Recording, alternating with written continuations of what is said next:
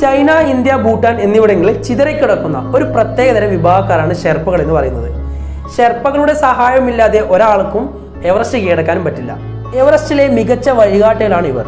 വിവിധ രാജ്യങ്ങളിൽ നിന്നുള്ള പർവ്വതാരോഹണ ടീമുകൾക്ക് ഗൈഡ് സേവനം നൽകുന്നത് ഷെർപ്പാസിന്റെ പ്രധാന വരുമാന മാർഗങ്ങളിലൊന്നാണ്. നേപ്പാളിലാണ് ഇവർ പ്രധാനമായും താമസിക്കുന്നത്. പര്യവേഷ സംഘങ്ങളുടെ വാഹകരാണ് ഷെർപ്പകൾ. എവറസ്റ്റ് പുലികൾ എന്നാണ് ഇവർ അറിയപ്പെടുന്നത്.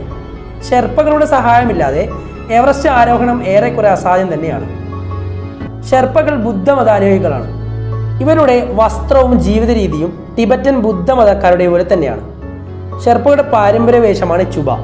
ഷെർപ്പകളുടെ വീടുകൾ കല്ലുകൊണ്ടായിരിക്കും നിർമ്മിച്ചിരിക്കുക. കനത്ത തടി കൊണ്ടുള്ള വാതിലുകളും ഉണ്ടാകും.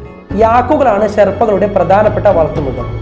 യാക്കുകളെ കാണുമ്പോൾ നമ്മുടെ നാട്ടിലെ പശുക്കളെ പോലെ തോന്നുന്നുണ്ടെങ്കിലും പശുവല്ല ഇത്.